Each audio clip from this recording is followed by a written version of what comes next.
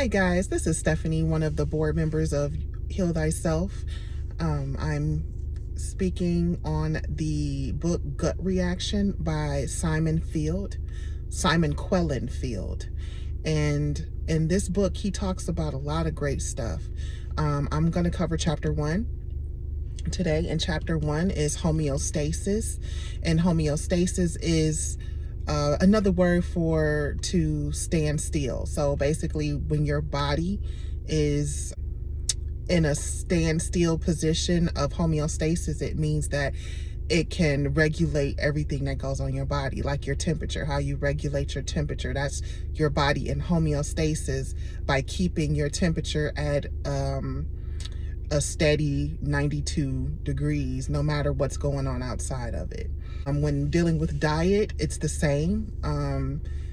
No matter what you're putting in it, no matter how you eat, how much you eat, it'll still be able to burn the calories and burn the fat based on how well your body can stay in homeostasis. A healthy body is able to burn as many calories as you put in it if it is healthy. But there are a lot of factors that play into that, which is like genetics and environment and what you eat, how you sleep, so many things that plays into the homeostasis and people having difficulties with homeostasis and within the body when it comes to burning calories and keeping the body at a healthy weight.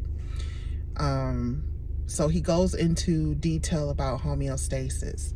He also goes into the history of food, which is how back in the 1930s or the 1940s, which was not actually that long ago, they have significantly changed the amount of sugar, the amount of salt, the amount, even the amount of food on a plate, portion size. They have changed that drastically between 1960 and today. And he goes into the history of that, which we kind of already know a lot of it. You know, portion sizes have gone up. Companies have started utilizing more sugar and palm oil and all those things in their foods to make it more delicious, and it's cheap to make. And they can produce a whole bunch of it at a cheap rate, throw that stuff out on the shelves for us to buy. And so that has contributed to a lot of obesity in the United States, or Western civilization, I could say, up till now. Also, back in the day, he talks about how back in the day you eat to live versus eating for reward.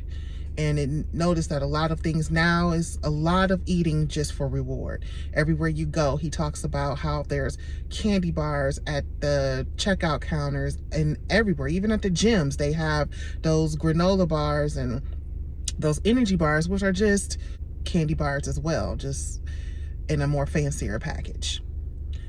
So he also talks about the differences of eating for a reward and eating for survival.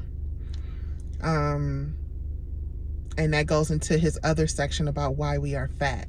And he talks about more detail about how even our life, how we're not out working in the fields anymore. We're sitting in front of TVs. Instead of, if you wanted ice cream, you would have to get those ingredients. You'd have to, and sometimes even churn your milk for your ice cream yourself, which burns calories, and you have to actually make the ice cream yourself versus just going to the grocery store and getting the ice cream.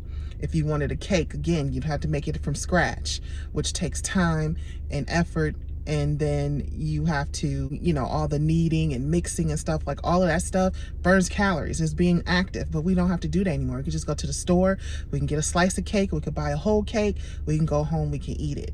We can eat it in a car, however you want to do it. And then he talks about the types of food that we choose to eat that make us fat.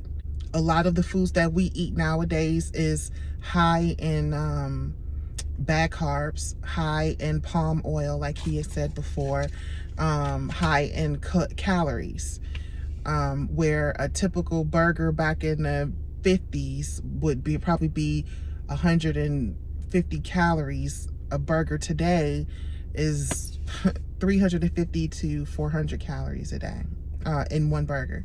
So he talks about the types of food that we choose to eat, and he breaks that down. Also, he talks about like the genetics, if you're insulin resistant versus not being insulin resistant, and what we choose to eat and how that plays in that.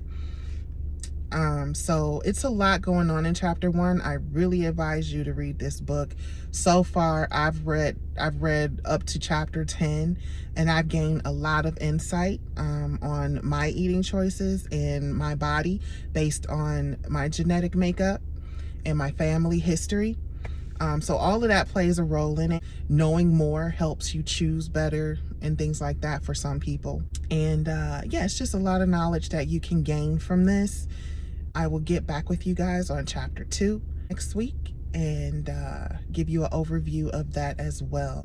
Again, this book is called Gut Reaction, and it's by Simon Quellen Fields.